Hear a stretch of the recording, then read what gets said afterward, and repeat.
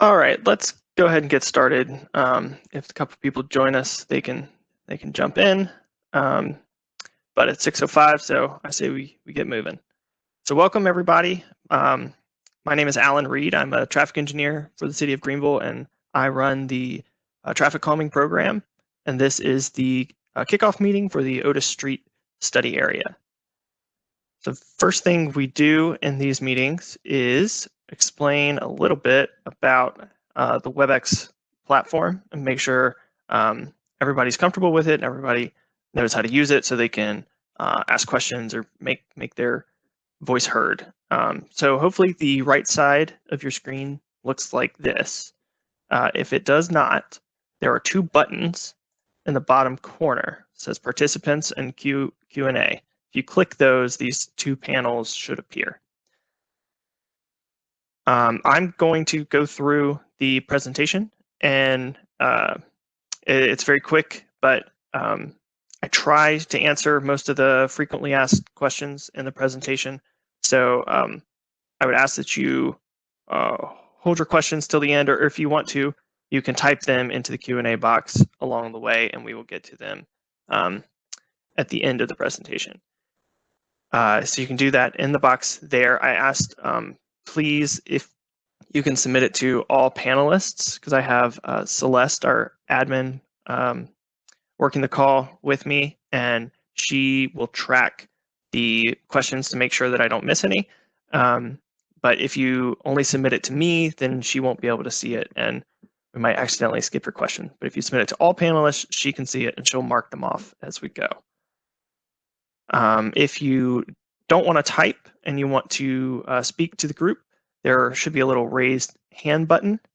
So if you want to speak to the group, just click that button and a little hand will appear next to your name like this. And that's how I will know that you have a question or you have something you want to say, at which point I will call on you and unmute you from my end. And then you can go ahead with your question or comment. And this is what your screen should look like right now. For everybody, your mute button is grayed out currently. Everybody comes in automatically muted, and only I can unmute you to begin with. So once I unmute you, your button will change and look like this. And if your button looks like that, that means we can all hear you and you can go ahead with your question. So that's everything about how the platform works. Hopefully it's user-friendly. If we don't cover something or you're not able to get your questions in or something's not working for you, this is a challenge with these virtual meetings. So if that happens, email us, call us tomorrow. We'll be happy to cover anything that we didn't get to. So without further ado, we'll get started. I do want to mention that this meeting is being recorded and will be available on the public input site. Hopefully, if not tomorrow, then early next week. And I will provide the link to that at the end of the meeting. So if there's somebody who couldn't be here tonight that you know of who is interested, direct them to the public input site and they can watch the meeting there and reach out to us if they have any questions or if they want to jump in and participate. So this is, let's see, that is not your study area. Is this the right presentation? It says Otis Street. Goodness gracious, y'all, I've done too many of these. Here's what we're gonna do. I'm gonna stop sharing, doing everything on the fly. I'm gonna show you our cool mapping tool because that's faster than me inserting an image into the PowerPoint. And give me just a second. I am so sorry. This is first time this has happened, I promise. Otis Street. Here we go. Okay, let's try this. Let me go back over here and share this. Okay, here's a map of the Otis Street study area. Y'all, I'm so sorry. There are several speed humps and islands already in the study area, and so that's a good thing. That's a good starting point. But there is still some room to add some more, so that's good. I know there were some questions about maybe this end of Otis Street that's in the county, and unfortunately, because it's a city program, we can't do traffic calming beyond the city limits. So that's just something to think about. I know it's sort of, it seems sort of silly that we can't just cross an imaginary line, but that's part of the benefit, I guess, of being a property owner in the city of Greenville, that you have access to this program. And so for that reason, we only can do the program, install devices on city streets. So we can come back to this screen. I will leave it there. If we need to come back to the map, again, I'm very sorry, but I will switch it back to the presentation so that we can move on. Okay, so that is not Otis Street, but we'll keep going. A little bit about the process and about how we got to this point. So traffic calming is initiated when somebody requests a speed hump, and we send them an application. Once they return the application, we give them the material for a petition. That petition is you're required to get 50% of the study area, of the address points in the study area represented on the petition. And once that is complete, we schedule the kickoff meeting, which is where we are tonight. And a little bit about where we're going to go. We will collect counts data, collect data on all the streets in the study area.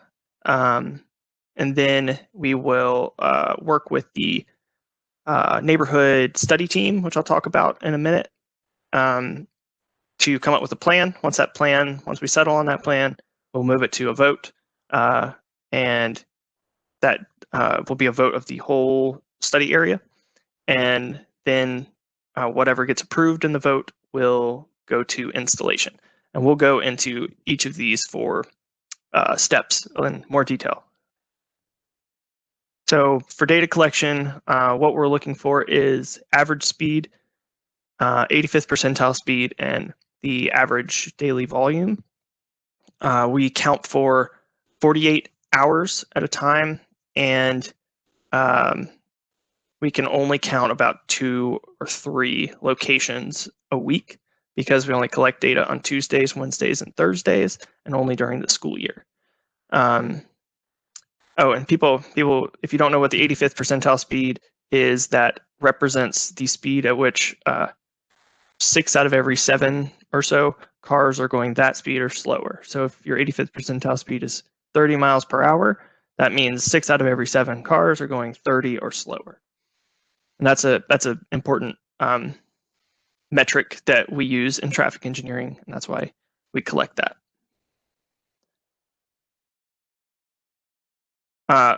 One thing on data collection, we do this on a first come, first serve basis, and I think there's one neighborhood being finished up now, and another neighborhood, I think, in the queue ahead of yours. So we're probably looking at March, realistically, before we can get to the counts for your neighborhood.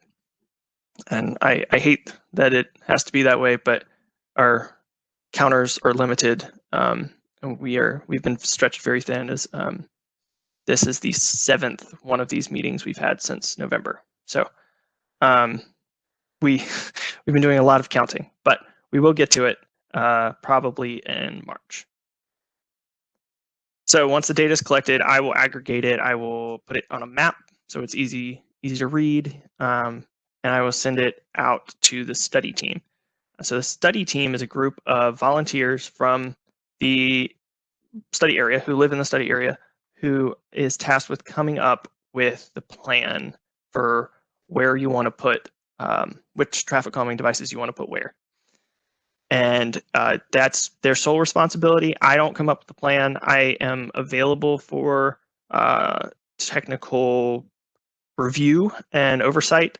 So I will help you with spacing them out or locating the best spot on a street, things like that. But I don't want to tell you what to put in your neighborhood. I want that to come from the residents because this is a neighborhood-driven process.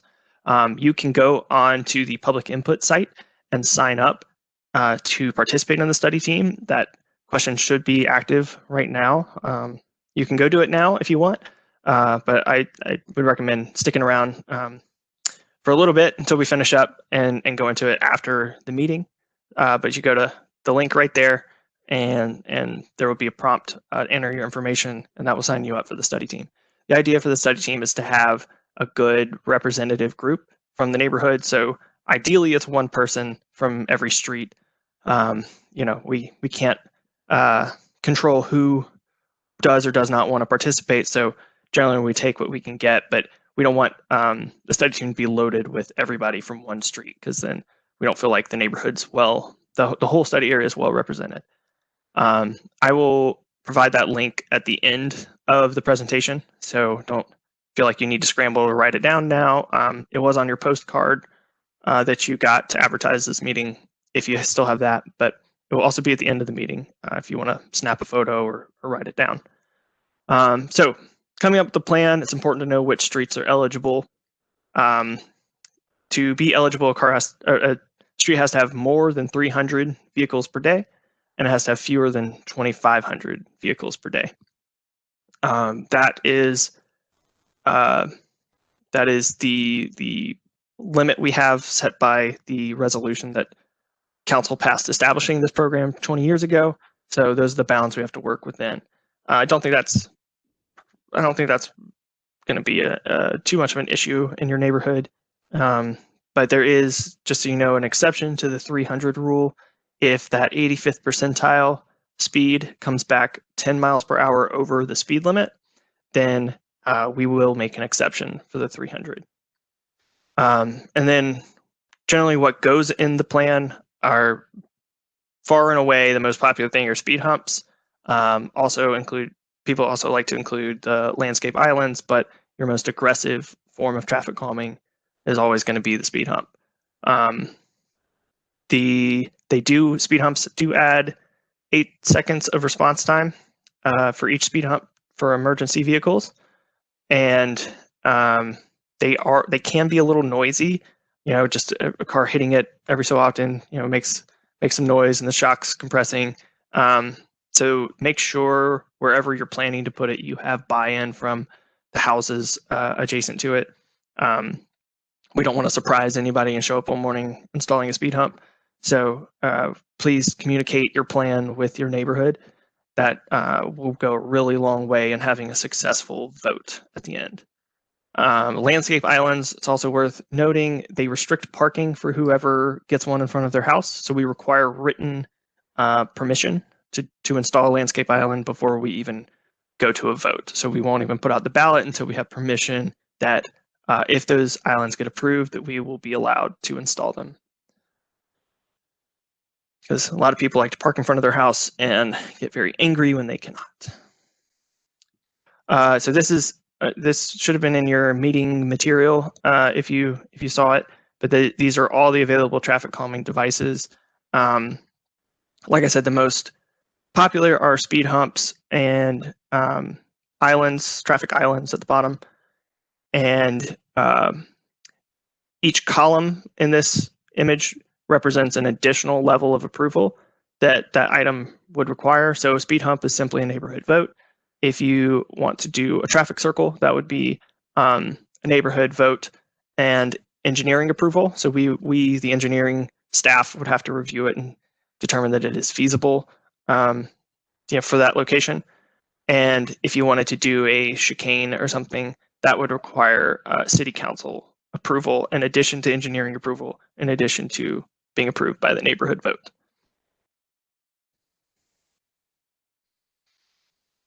And so once that plan is finalized, we will put it out on to vote for the study area. We have started doing that virtually. We did it by paper ballot in the past. We have joined the 21st century and are doing it virtually these days. So what we will do is mail you a postcard with a link to the vote website. It's on a website called FormStack, and you will go to the link, and it'll pop right up to the ballot, and you can fill it out there. It's a lot more streamlined. It saves us a lot of paper and a lot of mailing.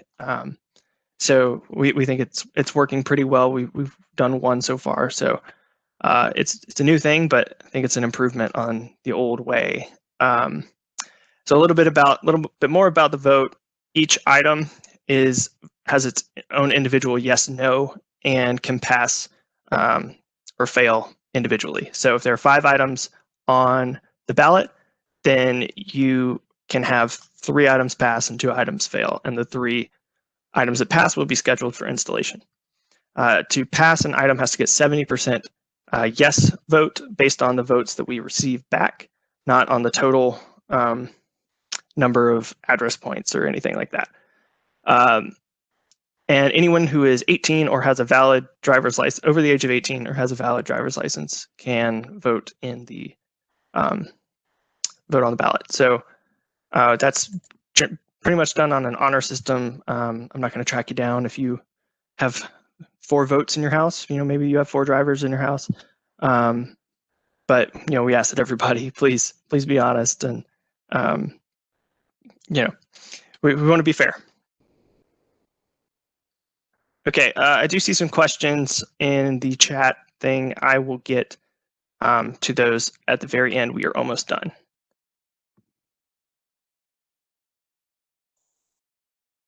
There we go. So whatever gets approved in the vote will be scheduled for installation. You can see a picture there of the guys laying down one of the new style rubber speed humps. So when everybody wants to know after the vote when they're going to get their speed hump, that varies greatly based on how many speed humps we have on the schedule ahead of yours. They take about a week to install each speed hump, so it can take some time if we have a large neighborhood approve a lot of speed humps. And it can vary based on budget constraints. I don't think that's going to be a problem for you guys. That does not mean that your plan is constrained by any budget. Your plan does not have to be fiscally constrained, but we have only so much money each year to install. So if we have to spread your installation out over a couple of fiscal years, if bigger neighborhoods could propose 15 speed humps and get them all approved, in which case we could not afford, or we could install all 15 speed humps, but then there'd be no money left for any other neighborhood going through the process. So we would space those out over 1 or 2, maybe 3 fiscal years so that there's enough money to go around. But that's all that budget constraint line means. And like I said, 1 week for every speed hump to install once they get out there, and then islands are generally a day or 2. Okay, so that is the end of the presentation. There's the link to the public input site again if you need it, and there's my contact information if you think of any questions later that you want to run by me and you need to get in touch. Okay, so I'm going to go over to the question box and go through some questions now. Let's see. I have a couple. Looks like we answered verbally. But Dan Weidenbender says, is it a city road? I'm guessing you're talking about the end of Otis, and I don't know right offhand if it's a city maintained road. We can delve into that further if you really want to explore something on that end, but I believe that we I believe since it's in the county, it should be a county maintained road. But now that I'm saying this, I feel like we've had this conversation, so I might be wrong, but we can certainly rehash it as a part of the study team's efforts at that point. I'm sure, Mr. Weidenbender, that you are planning on jumping on the study team, and or I hope you will at least, and we can get down in those weeds at that point. But I think there is space on Otis Street to install other speed humps in other places if you guys want to pursue that. And then, do traffic islands ever go into a plan? Yes, they do. I think we covered that. And then somebody asked if stop signs ever go into a plan. Now, stop signs, so I've made a special slide for stop signs. Stop signs are not considered traffic calming, and that is because stop signs only slow traffic in the immediate vicinity of the stop sign. And people generally, if stop signs do not meet federal warrants, so federal government issues this big thick book called the Manual on Uniform Traffic Control Devices, and it has a list of warrants that must be met to install an always stop. And when 30 years ago, it was a very popular thing to do, and what we found as an industry is that installing speed humps installing stop signs just to slow people down kind of breeds contempt for stop signs. And so if people don't feel like they need to stop, then they're just not going to. They're going to start running the stop signs, and they're going to speed up in between the stop signs anyway because they're mad that they had to slow down in the first place. So what we end up with is we still have a speeding problem in between the stop signs, and people are running the stop signs. So we would much prefer to do a good, probably speed hump plan that is much more effective and doesn't create a hatred of stop signs, because stop signs do serve an important purpose to designate right-of-way at an intersection, and we want to try and preserve that as best we can. Okay, let's see. Is it only one vote per household? Great question. As many people who are eligible in your household can vote. So if you've got 3 or 4 drivers, they can all get on and vote. Like I said, it is an honor system. So if you say you have 10 drivers in your home, I'll be a little skeptical. But hopefully everybody's honest, and we'll stick to the number of drivers that they actually have in their house. Or you don't have to be a driver; you can be over the age of 18. But it is funny that some people, we have had families of 4 with 2 teenagers vote, and the teenagers voted against the speed humps, and the parents voted for the speed humps. So I thought that was pretty funny. Let's see. So in order for Ridge Street to get a speed hump, we either have to have 300 plus cars per day, Tuesday to Thursday, or have cars driving in the 85th percentile.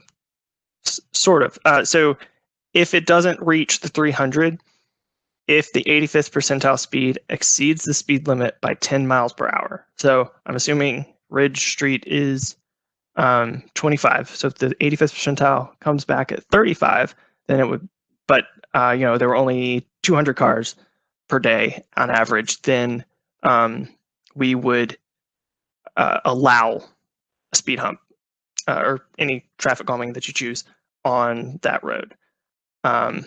If the 85th percentile does not come back at 10 miles per hour over the speed limit, then that street would not be eligible. And the logic behind that is that if a street has fewer than 300 vehicles per day, then generally what the problem is with the residents of the neighborhood, and it's not people cutting through your neighborhood. So hopefully those who live in the neighborhood are invested enough that they're willing to drive slowly, because what we largely see is that the worst speeders are people trying to cut a corner from point A to point B, and that's why there's that 300 threshold, because you as residents should be able to police yourselves, hopefully, if you've got good communication with each other, and everybody's buying in, hopefully. But that's the reason for the 300. Let's see. Is it true that going from a two-way to four-way stop is not an option? We are on Elm from Otis to Mills, and cars use it as a cut-through because there's no stop sign. Correct. Installing stop signs is not a part of traffic calming, for reasons we went through earlier. But installing stop signs just to slow people down just encourages running of the stop sign, and they generally speed up between the stop signs because they're mad they had to stop in the first place. Let's see. Somebody had to leave due to a scheduling conflict. That's fine. If you, I don't know if you're still on or not, but if you are, if you have any questions that we didn't get to, feel free to email or call us with those. And yep, okay. What about painted lines on streets, like white lines for stop signs? Currently, it's inconsistent in our neighborhood. Some have stop lines and some don't. That would not need to go through traffic calming. That's not a calming installation. If you feel like we need to install stop bars to reinforce the stop sign, then that's something that we can do. Just I can write up a work order, and the next time they fire up the paint trailer, then they can go out and do that. But that's not something that needs to go through this process. But good question. Let's see, I'm going to scroll back up and see if I missed anything. Celeste is doing a great job marking these off as we go, but just want to make sure. Okay, here we go, one more. Will you be collecting input from residents on specific problem areas they see? That we don't, if there's an area, usually when we do this in person, that's commonly where the conversation goes. So if you would like to make us aware of an area that you're concerned about, please go for it. But that will you'll also have that opportunity, one, if you participate on the study team, or two, if you don't, find somebody on the study team and let them know of your concern. That's the study team supposed to be a representative of the whole study area. And since you live there, you know where the problems are, and that way you can come up with a plan on how to mitigate those problems. So hopefully that answers your questions. If you do want to express a problem to me right now, that's totally fine. But I am not the one coming up with your plan. The study team is. Let's see, will we be informed of when the study begins in our area? I know you said estimated March, but just wondering. No, we do not announce when we're going to count, because we don't want anything to skew the data. We want to collect just a normal day or normal 48 hours and our counters are, if you're not looking for them, you're not going to notice them.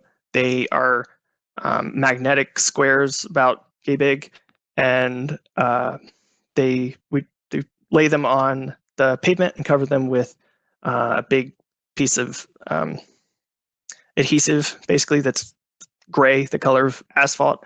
And so if you don't know what you're looking for, you're probably not going to notice it. And we try to be stealthy about it. We don't want anybody to go running over it trying to skew the data in any way. But that's a good question.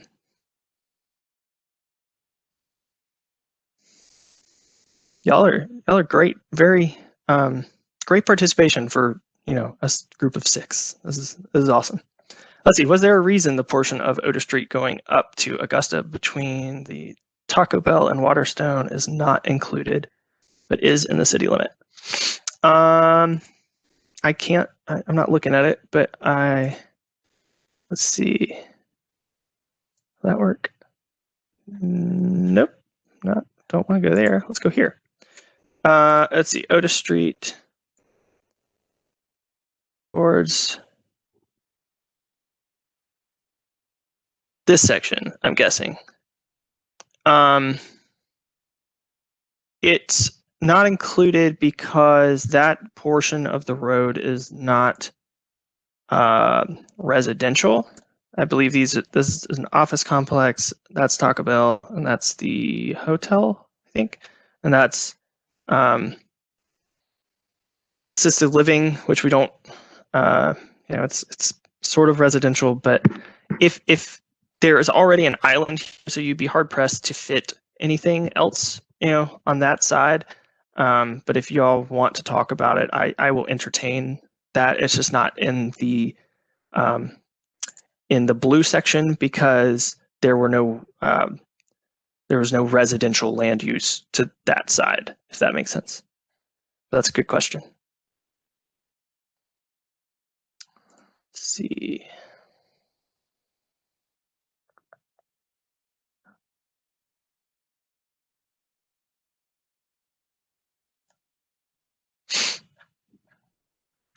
Another question. Do you try to address any problems with nearby businesses that use the neighborhood as a cut through? I often see people going to Waterstone Nursing Home speeding through the neighborhood street. So I will say this. This street is technically public right-of-way, and if somebody wants to use it to get to point A, from point A to point B, they can. Now, they need to do it safely, obviously, and that's what we're after. One, like, if they don't need to be on your street, we really don't want them to be on your street, and speed humps are a good deterrent for that. And two, speed humps are also good at limiting their ability to speed. And so I can't go to Waterstone and tell them they can't drive through your neighborhood. But if they're going to do it, they need to do it safely, if that makes sense. But that's, I know it's your street where you live and you feel like, it belongs to you and that you and your neighbors should be the only ones using it. But that's unfortunately not the reality of it. And but whoever is using your street needs to be doing it safely, and that's the goal we're trying to accomplish.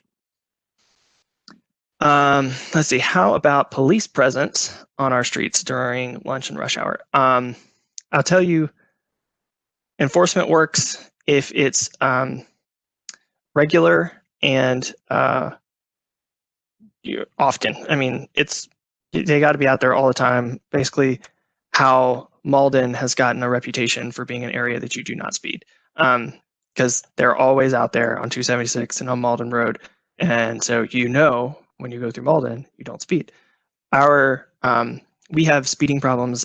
I guarantee you, if you polled the entire city, everybody would say that is speeding on their street or whatever street that they regularly travel down. Our police department is overwhelmed by speeding complaints, and they do their best with their limited resources, but I guarantee you that they do not have the resources to be out there enough to make it effective. So and the other thing is I don't, as a traffic engineer, I'm not a police officer and I can't tell them where they need to focus their resources. But if you call Greenville Cares, it's 232 Cares, I think, or 232 Care, they will relay your complaint to the police department, and the police department will deploy somebody if they feel like there's a need. But that's not something that we traffic engineering do as a part of traffic calming. What about limiting trucks? I want to say that there are some streets in this area that are truck restricted. Y'all are getting front row seat to our mapping system here, which is not everybody gets this kind of treatment. So you're lucky I messed up the, oops. There it is.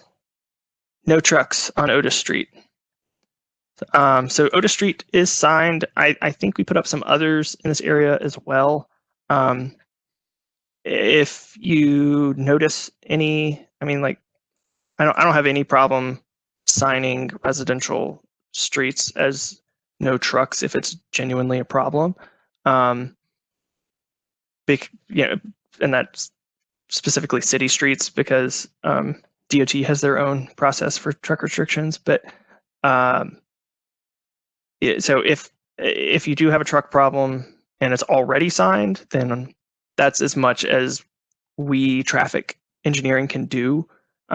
We can alert the police department again that this is a problem, and they can get out there and enforce. But we can't.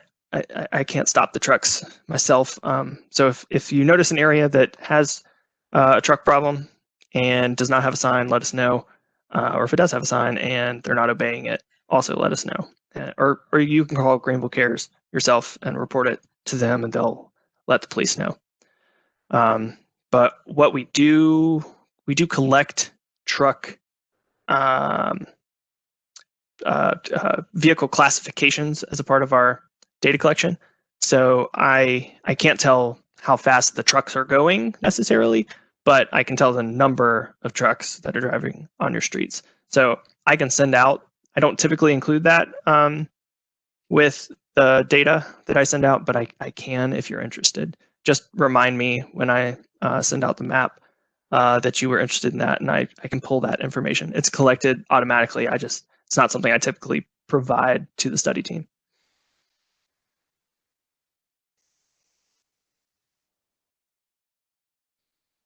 Let's see. Okay. I think I've hit all the questions. Let's see any that I've missed yet. So that's good. I'm just going to apologize again for screwing up the map. I made 2 presentations this week, and I apparently flipped the map images, and I'll have to go fix the other one after this. So let me put up the PowerPoint again. Let's see. Back to PowerPoint. There we go. And we'll go back up. So this is the website if you want to sign up for the study team. And I think you should receive a follow-up email at 8 p.m. With that says thank you, and also provides you with this link if you need it, or if you want to forward it to somebody who could not be here. But that is all I have. I will stick around for a couple of minutes in case you're furiously typing away. But if you think of something, you wake up in the middle of the night with a new question, send me an email, call us tomorrow. We'll be happy to help. But thank you guys so much for being here, for participating. It makes it way more fun. So thanks again, and have a great night.